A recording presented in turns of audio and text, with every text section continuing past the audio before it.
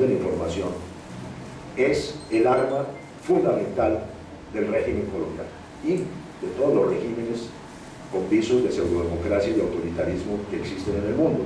Colombia no deja de ser uno de ellos. Para no hablarles de donde yo vivo, siquiera ustedes no viven allá, que es que nos tocó un señor que se llama Peñalosa. La almendra, el nudo gordiano de la manera de manejar las sociedades en el sentido de conducirlas, es sin duda los medios de comunicación, y entre ellos evidentemente los llamados medios modernísimos de comunicación electrónica como la radio. Ya vieron ustedes que fue el origen de alguna manera de las formas de comunicación contemporáneas en el siglo XX, y la televisión. Es allí donde desde hace rato se ha decidido todo, donde se está decidiendo y donde se va a decidir. Es decir, yo siento que ese cuarto poder que se difuminó y se mezcló de alguna manera con los otros poderes, en la medida en que la historia de Colombia desde los años 90, gracias al régimen de Gaviria, los políticos se volvieron periodistas y los periodistas se volvieron directores de noticieros de televisión, etcétera, etcétera. Ese nudo de la comunicación y de la manipulación se convirtió fundamentalmente en el tren y en el trasunto ideológico definitivo de la puesta en escena de las políticas bipartidistas y postbipartidistas, que viene siendo el mismo de los sectores hegemónicos del poder burgués en la historia de la comunicación. Han construido su ideología no a través de la implementación de sus deseos o de sus condicionamientos ideológicos y economicistas, por ejemplo, sino la han construido en los medios de comunicación, la han pulsado, la han planteado, se han retroalimentado en la manipulación de los medios a través, no quiero pues extenderme del diagnóstico, pero bien vale la pena decirlo, de dos cosas fundamentales que ustedes reconocen permanentemente en su vida cotidiana como colombianos y como gente que maneja comunicación de alguna manera y como militantes de la marcha, que son la invisibilidad y el unanimismo, ¿no es cierto? La lucha es contra eso. Todos los intentos que hemos hecho han sido dirigidos a visibilizar los sectores que no son visibles, o que son visibles cuando les cae un terremoto encima o un volcán lanza un río de lava, como en el caso de Armenia. Y el unanimismo es que hay una sola manera de ver y de entender las realidades, las transversalidades inclusive de la coyuntura contemporánea e histórica colombiana, que es la manera de ver de los poderosos. Ya lo habíamos visto en la exposición anterior, los medios de comunicación en un 75% son propiedad, consecuencia, definen todo, de los grandes pulpos financieros. Si se logra de alguna manera tener esa mirada casi que desde el punto de vista de los géneros periodísticos y de la no marginalidad, es ahí donde hay trabajo, en visibilizar y en desunanimizar la información en Colombia.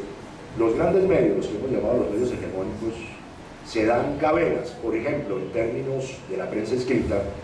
Evidentemente hay una especie de compensación en torno a los columnistas en algunos periódicos, Lizardo, por ejemplo, que es columnista del Espectador, da fe de eso, donde hay un ligero equilibrio, pero habría que ver qué importancia tiene, que la tiene, la penetración en las mentes de las personas, de los columnistas, que generalmente van a unas élites intelectuales, hasta dónde llegan, es muy importante, y bien que lo hagan, pero el nudo del cuento es la presentación de la información cotidiana y de las noticias.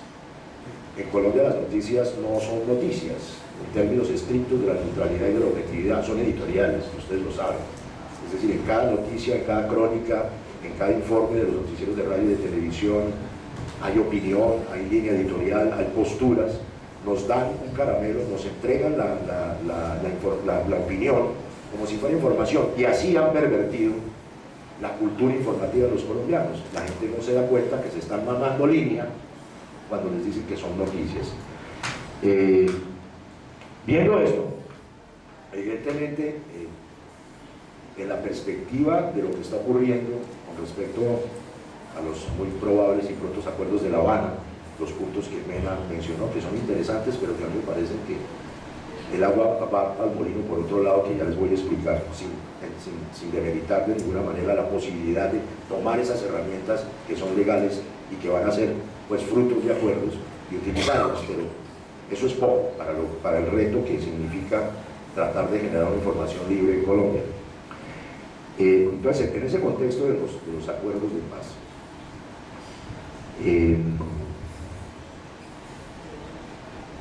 hay que pensar concretamente que lo que salga de ahí tiene que ser utilizable, pero que hay un universo más grande a construir.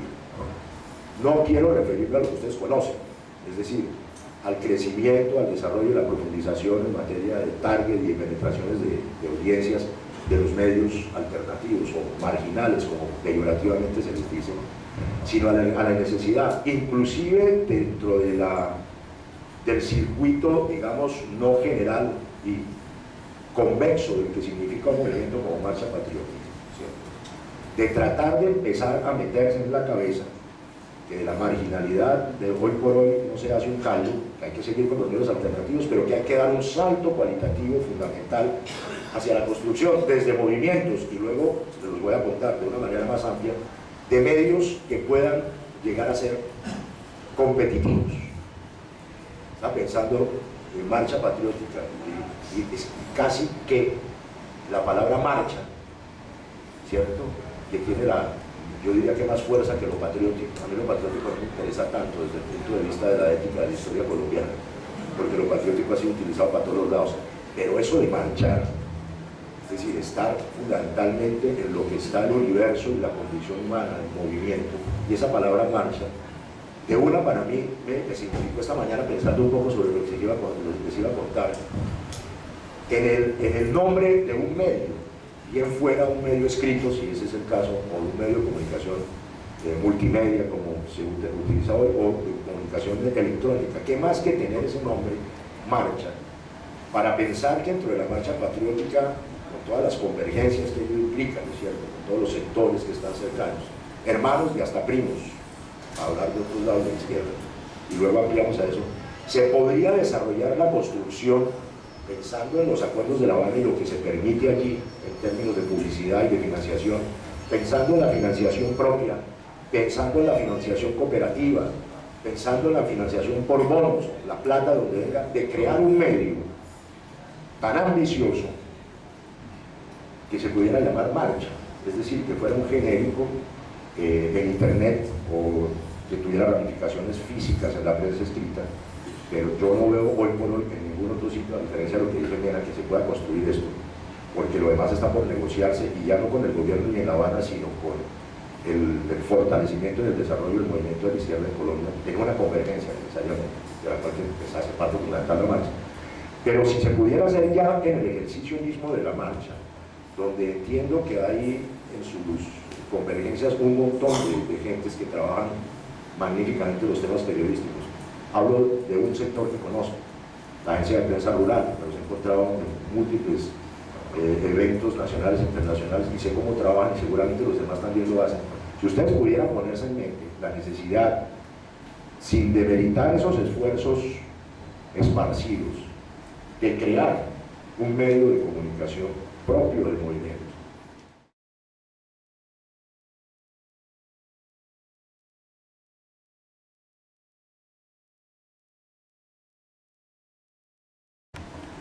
¿qué tenemos?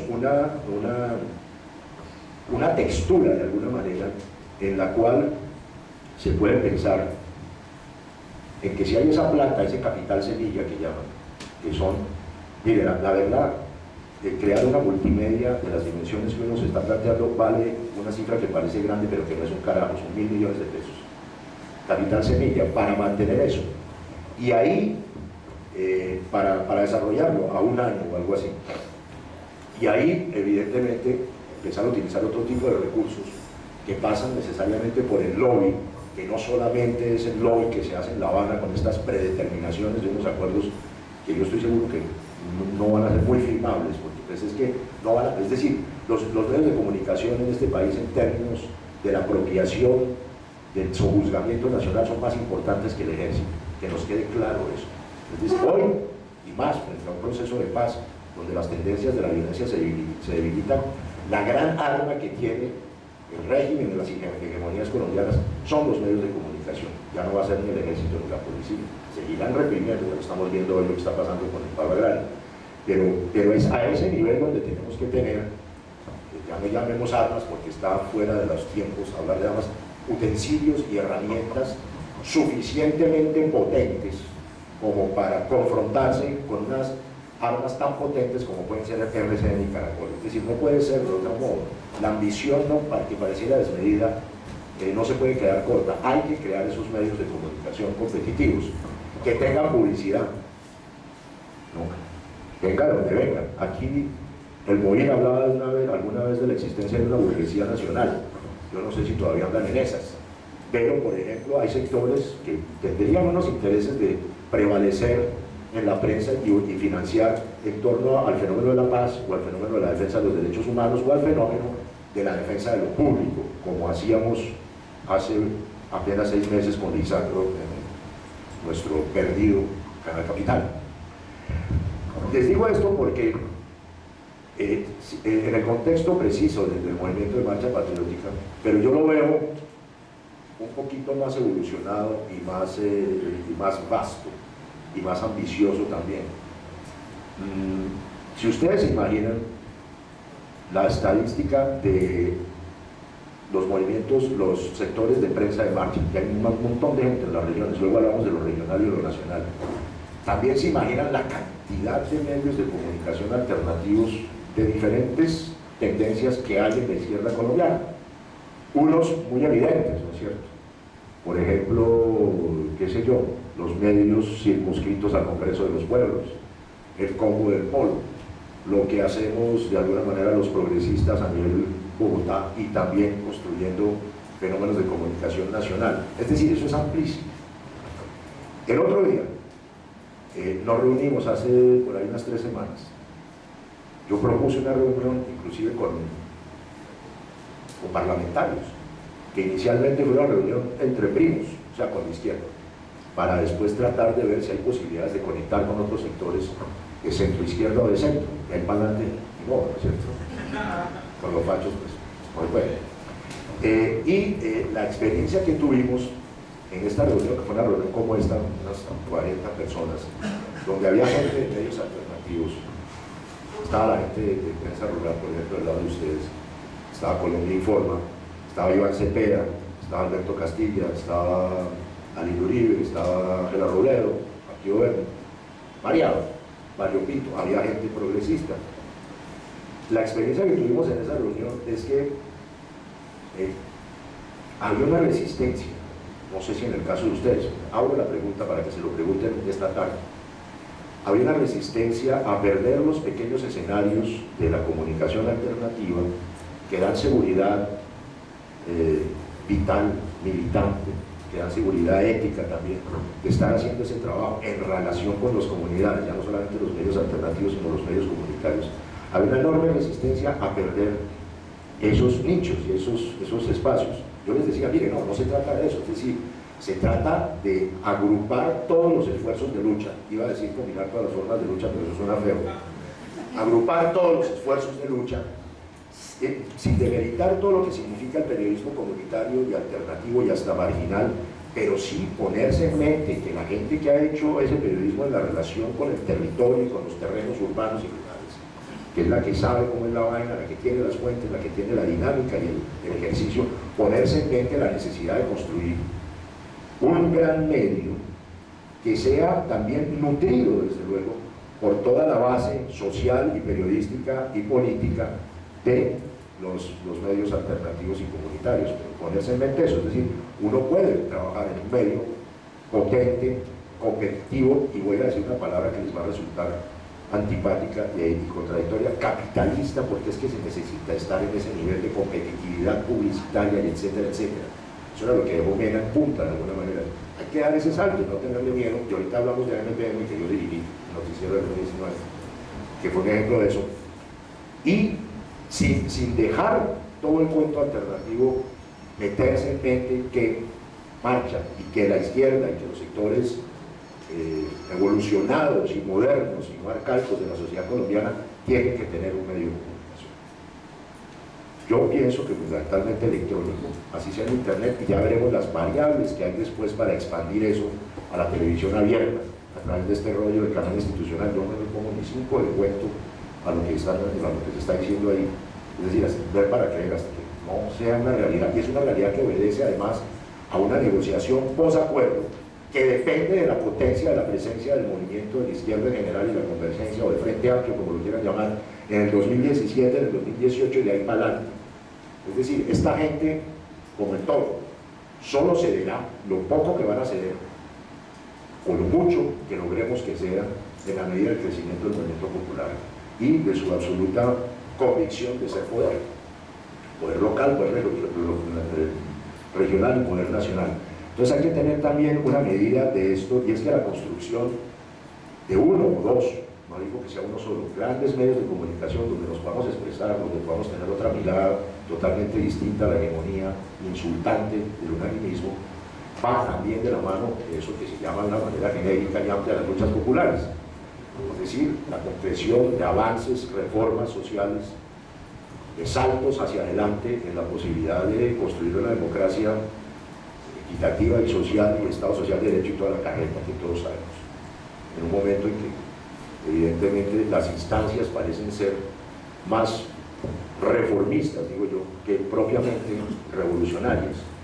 Y cuando digo eso quiero aclarar que cuando digo reformas no estoy hablando de socialdemocracia.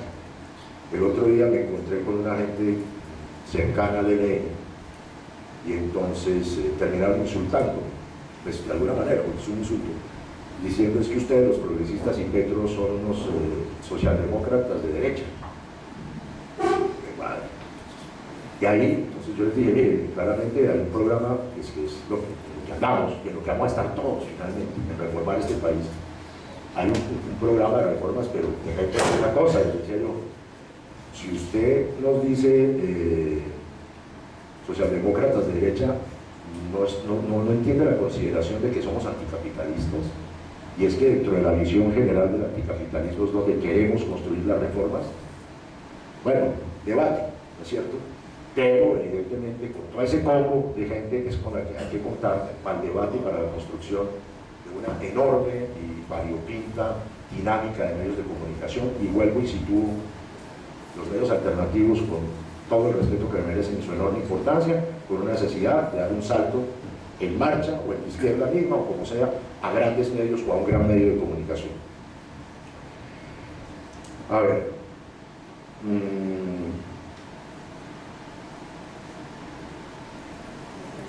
otras cosas, son apuntes a mano alzada que he tratado de hilvanar.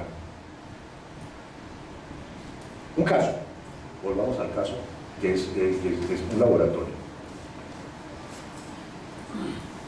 ¿Qué pasó con el gobierno de la Bogotá humana? Sí, tenía enemigos, ¿cierto? Enemigos históricos, enemigos atávicos, enemigos precisos, pues, como el procurador, como todo el centro democrático, como buena parte del Partido Liberal, como buena parte del santismo. Cuando vieron que se empezaron a desarrollar pragmáticamente y sobre el terreno cambios que no eran solamente de maquillaje, sino que implicaban más profundidades sociales, no voy a hablar en detalle de eso, educación, vivienda, comunicación, con Lisandro y con se pellizcaron y dijeron, es que este man si no la va a votar. ¿Y qué hicieron? Una demanda de la Procuraduría, y fundamentalmente ustedes lo saben, 4 años de una campaña meticulosa, recurrente y permanente de destrucción de la imagen de la alcaldía, de la Bogotá humana y de Petro. Esto que fue un episodio que se logró superar, y se logró superar gracias a una cosa que nunca se da, o que muy raras veces se da, y que para dar, y que cuando se da termina en un despelote y en un pedo. Se dio en torno a lo de Petro la unidad de la izquierda. En las 7 manifestaciones donde se llenaba 3 veces la Plaza de Bolívar cada noche, estaba todo el mundo. Es decir, no había ningún sector de izquierda que no estuviera allí, misteriosamente o bacanamente apoyando la posibilidad de preservar a Petro en el poder de Bogotá. Mientras tanto, la andanada de la prensa, ustedes vieron de las dimensiones que fue. Tan es así que la prensa ya va y pone un alcalde a su medida, ¿no es cierto?, como es Peñalosa, que finalmente es Uribe en bicicleta. Uribe en bicicleta. Y sigue todavía, ¿no?, ya sin estar Petro en el poder, una campaña de prensa violenta, ¿no?, para justificar toda la venganza y toda la desinstalación de los planes y los avances de Bogotá Humana en torno a Peñalosa. Menciono esto porque es un ícono. Yo pienso que una de las grandes victorias de la izquierda de Colombia, entre muchas que ha habido, ¿sí?, ha sido la elección de Petro. No, haber logrado todos nosotros en conjunto que Petro se quedara ahí. Eso fue una victoria enorme y se logró no propiamente en la prensa, pues ahí estábamos nosotros en Canal Capital defendiendo la vaina y tal, pero se logró en lo que se tiene que desarrollar de aquí en adelante, y esa es la movilización popular, en este caso manifestaciones permanentes y recurrentes. Digo esto porque hoy, antier, pasado mañana y en el futuro inmediato de acá al 2017-18 y en el futuro posterior, la medicina que nos va a dar la prensa hegemónica a todos y a ustedes, peor, mucho más fuerte, por sus orígenes y por sus condiciones y por su importancia en el panorama del futuro de la política colombiana, va a ser la misma cosa que le hicieron a Petro. Es decir, mentir, trastocar, manipular, insultar, demeritar, agredir al movimiento, a los movimientos y a sus figuras. Si ustedes le suman a eso en el evento de que todo vaya muy bien, que el próximo año, en algún momento, la gente de las FARC se vinculen definitivamente a la vida política legal en el país y se produzca pues la desmovilización, la dejación de las armas, en fin. Si ese odio atávico histórico que le tenían a Petro por haber hecho parte del M-19, que los tenían en la mira desde siempre y que nunca habían olvidado, era de ese tamaño, imagínense ustedes lo que la prensa colombiana, sabiendo quiénes son los dueños y quiénes la manejan, van a sentir como odio atávico por una expresión popular de la cual hagan parte las FARC. ¿Puede leer? Es decir, hay que prepararse mediáticamente a entender de que lo que Petro le hicieron fue poca cosa, de que a las mentiras y a los infundios y a las manipulaciones que pueden hacer, ¿no? De tal modo que en ese escenario, para retomar el cuento, la necesidad de la creación de medios muy fuertes, no alternativos, sin demeritar los alternativos, es una necesidad de sobrevivencia. Ellos tienen unas armas de destrucción masiva de cualquier esfuerzo de la evolución del pueblo colombiano y lo han hecho desde siempre. En la prensa hay que construir unas armas de contención masiva y de expresión masiva, y no pueden ser sino grandes medios. Yo no estoy hablando de un medio competitivo que tenga 1.200.000 televidentes, como llegamos a tener en Canal Capital, ahorita hablamos de eso, sino muchísimo más. ¿Qué pasa ahí? ¿Es suficiente que un movimiento como la Marcha Patriótica desarrolle esta propuesta? Sí, para la marcha. Yo creo que sí, tienen que tener un medio muy fuerte y unitario de todas las expresiones. Pero también es necesario que todos los que estamos de este lado del cuento nos vinculemos en la creación de un medio que no sea necesariamente ni partidista ni militante. Es decir, que no sea marcha, que no sea congreso, que no sea polo, que no sea progresistas, que sea un combo de periodistas, fundamentalmente de periodistas que tengan un respaldo no de línea, ni de ideológico, ni de capacidad, de posibilidad de incidir definitivamente, sino un respaldo moral de la izquierda colombiana, y que seamos los periodistas, en los cuales habrá de todos los combos, quienes podamos hacer eso, con un buen grado de independencia y con un buen grado de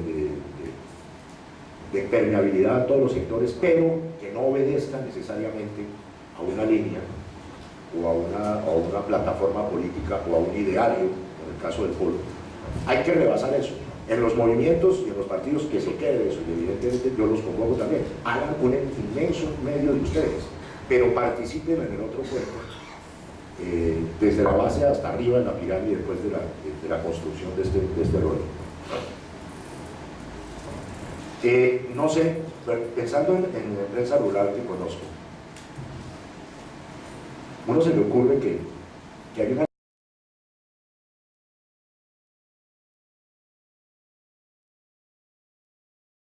acuerdos, que va a ser la necesidad puntual, y esto es apenas un paréntesis, es una idea nada más, de la creación de una agencia de noticias. Una agencia de noticias que exceda lo que pudo haber sido de otro modo Ancol, que exceda ese tipo de, exceda en el buen sentido, ¿no? Y que tenga la capacidad, porque ahí está el juego recurrente y permanente de la información y de la desinformación, tenga la capacidad de respuesta inmediata y al minuto. Un poco lo que se hace en las redes sociales, cuando la gente responde personalmente o en términos de movimientos, pero en términos de una agencia de prensa que además cuya capacidad sea de cantidad y de calidad, es decir, que frente a innumerables hechos de la cotidianidad informativa tenga una capacidad de dar otro punto de vista, o fundamentalmente frente a la desinformación entrar en procesos de contrainformación positiva y propositiva. Eso me parece que es una idea que les dejo por ahí. Los medios, la cosa es tan complicada, los medios no van a cambiar, ya lo vemos en la estructura fundamental. La letra es el arma potente del régimen colombiano. Lo que se pueda sustraer y sustanciar de los acuerdos y las negociaciones, pues está en lo que Mena describía de una manera puntual en este comunicado del 6 de noviembre del 2013, está en el desarrollo de las luchas para agrandar eso, y no más, es decir, está por verse. Yo consideraría que puntualmente, así como capsulitas, lo más importante que hay que hacer en este país es un noticiero de radio competitivo y enfrentado y un noticiero de televisión. Con ese primer trabajo, que implica evidentemente camello, financiación, etcétera, etcétera, se podría, y calidad, se podría consolidar un nicho inicialmente en internet, pues no hay más, un nicho en el cual se pudiera crecer. En Canal Capital, buena parte de nuestro rating pasaba por streaming, por internet, ¿no es cierto? No era solamente la señal abierta, teníamos la fortuna de tener, y cuando no la cortaban, DirecTV, pero bueno, fundamentalmente por internet. Entonces, eso, responder. Desde luego que las plataformas contemporáneas de internet, por ejemplo, qué sé yo, lo que hace Podemos en España, lo que hace Mediapart en Francia donde habían desaparecido totalmente cualquier posibilidad de expresión de izquierda en los medios, porque el periódico más cercano a la izquierda se derechizó a un punto pues que ya nadie se lo soporta de este lado, se llama Liberación.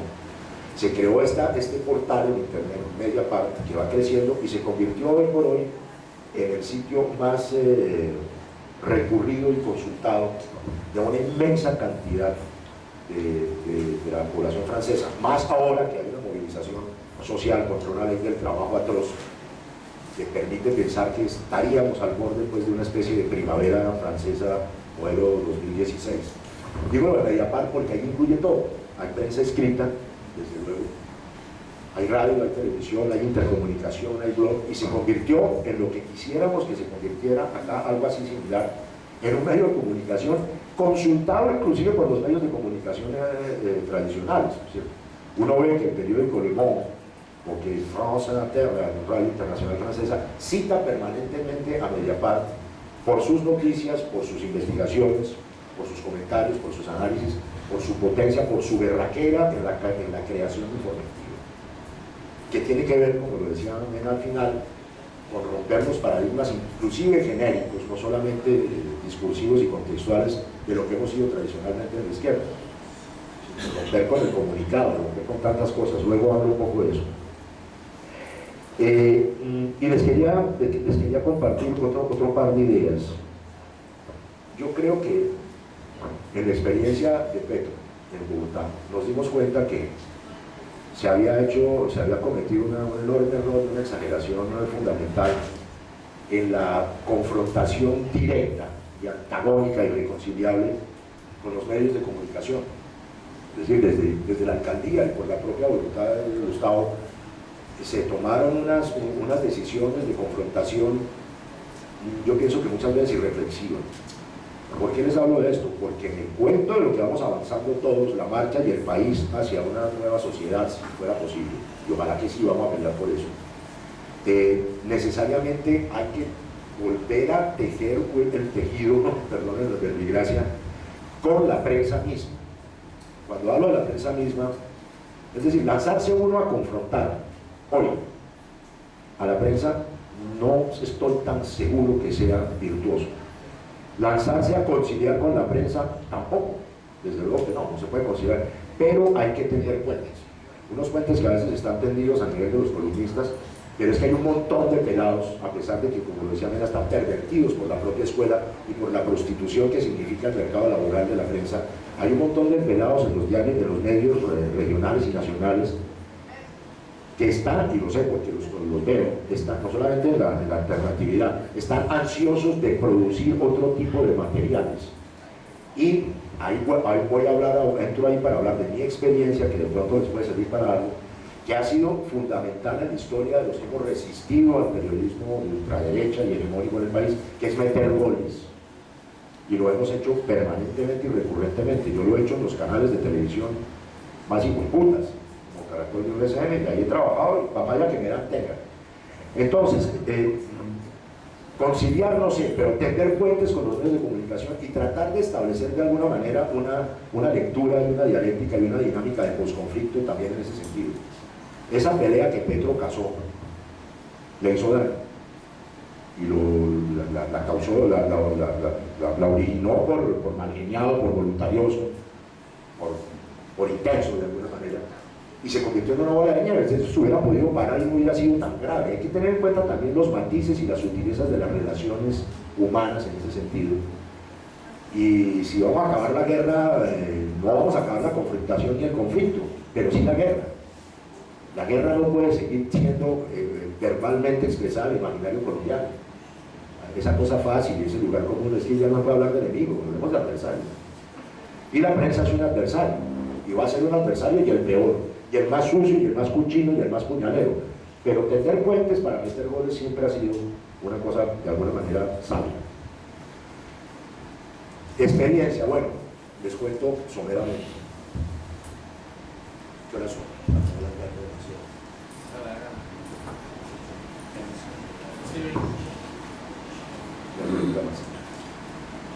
¿Cuánto llevo hablando?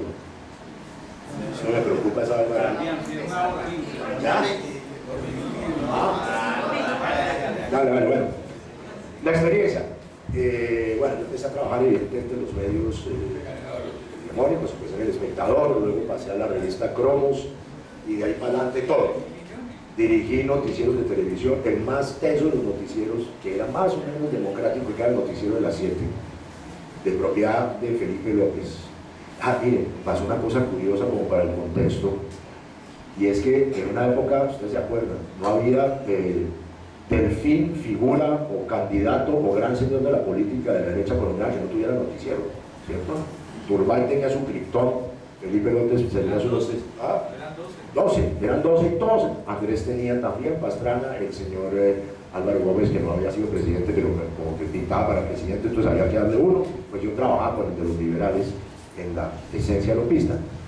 Ahí metimos cualquier cantidad de goles en procesos tan complicados en los años finales de los años 80, como el surgimiento del paramilitarismo. La primera vez que aparecieron paramilitares lo denunciamos ampliamente en el Magdalena Medio. Recuerdo las imágenes de Yair Clem y todo eso, todo el proceso del horror de las masacres en Urabá, etcétera, etcétera, etcétera. Goles. En otro género, en la crónica, luego hice un programa que se llama Expediente, que resultó muy visto, donde a través de la sensibilización que produce la crónica como género y la extraña crónica en televisión, logramos unos impactos de rating muy grandes, y lo que hicimos fue ya ni siquiera denunciar, visibilizar. Los señores nazas y guambianos existen y están allá y tienen estos problemas y cultivan tal y tal cosa. Luego, que es interesante, Mena lo mencionaba, cuando viene el proceso de paz en el 90 y en el 91 y la constituyente y toda la jugada con el M-19, yo había sido jefe de prensa del M-19 desde antes de la desmovilización y en la desmovilización, no a través de acuerdos firmados, ¿cierto? Eso fue curioso, y eso es donde yo veo que el lobby y la fuerza puede tener un valor. Se logra que el gobierno en ese momento de César Gaviria decida darse una pela, que era una pela muy grande, de entregarle un noticiero de televisión con el impacto y transmisión nacional a una gente desmovilizada de la medicina. Eso fue en el 92, es decir, año y pico después de la desmovilización y un año después de la constituyente. Obvio, ahí voy al tema. Había pasado una cosa, y es que el M19 se había desmovilizado, pero en la propuesta, en la copropuesta del M de transformación del país en términos institucionales que fuera constituyente, junto con la séptima papeleta y tal, que también fue un negocio con el gobierno, en esa propuesta se logra tener el 30% de la Asamblea Nacional, sí, la tercera parte de la Asamblea Nacional Constituyente. Es decir, nunca un movimiento de izquierda entonces y después había tenido, así fuera un porcentaje bajo de votación de 4 millones o más, el 30 y pico por ciento de un órgano legislativo, y más aún de un órgano legislativo constitucional que iba a transformar la constitución esa que terminó chatarrizada, etcétera, etcétera. Pero ahí está, dicen que está vigente, yo no sé si está vigente. No, bueno. ¿Qué pasó? Que para llegar un año después a la posibilidad de sacarle al gobierno de Gaviria, al régimen, y arrebatarle un espacio de televisión en AAA, claro, no nos iban a dar el de las 3 semanas, nos dieron sábados y domingos y festivos, pero ya era mucho, 8:30 de la mañana. No fue solamente el producto de un preacuerdo o de una negociación previa, sino de la importancia que tomó el M19 en ese momento a través de la constituyente. Después pasaron cosas, se cometieron montones de errores, y esa enorme fuerza que tenía el M pues se disolvió. Su único como pastel sobre la cereza vino siendo después la alcaldía de Gustavo Petro. Entonces lo logramos de algún modo con el esfuerzo de construir política y movimiento en el país, un esfuerzo de alguna manera efímero y fallido, como fue la Alianza Democrática en el 19, que después Navarro decidió traicionar de alguna manera, según algunos, otros no. Para decirles que hay que tener toda esta estructura de favorabilidades del Estado que Luis Alfonso nos ha expresado, pero también vuelvo y lo digo y lo repito porque eso es fundamental, la certeza de que lo que nos van a dar no nos lo dan de gratis. Es decir, nos van a dar, o les van a dar un pedazo porque hay unos acuerdos de paz nacionales, pero es en la construcción del movimiento y en la ampliación del cuento de la marcha y del cuento de toda la izquierda que esta gente sí se va a ver en la necesidad de entregar algunas posibilidades. Todo está cerrado. Es decir, nominalmente, institucionalmente, salvo estas variables que Mena nos mostraba, todo está cerrado. La discusión sobre el tercer canal de televisión, que para mí es fundamental la televisión, es decir, sabemos que es el gran vehículo. Sin embargo, hay que decir que hoy un noticiero, el noticiero de mayor audiencia, que puede ser Caracol, llega a 9 puntos. Está tan dispersa la audiencia que pues eso no era como antes. Cuando yo dirigía el noticiero a las 7 tenemos 40 puntos. Y lo más divertido es que toda la redacción era de izquierda. Y Felipe López se la aguantaba, no sé, un acto de... Pues era sabio porque pues, funcionaba y daba billete. Les voy a contar una anécdota. ¿Quieren una anécdota? Un día, en el año 87 por ahí, me llamaron unos compas del M19, yo era director del noticiero, y me dijeron: oigan, es que vamos a soltar a Camila Mikkelsen, la hija de Jaime Mikkelsen, que la había secuestrado en el... Y le dije: bueno, sí, la van a soltar. No, pero es que la queremos soltar al aire en su noticiero. ¿Y qué? Que sí, compa, que haga el... qué mal. Entonces, ¿qué van a dar después el salario? Apenas me echen. Finalmente llegamos al acuerdo, y miren las cosas como son de divertidas.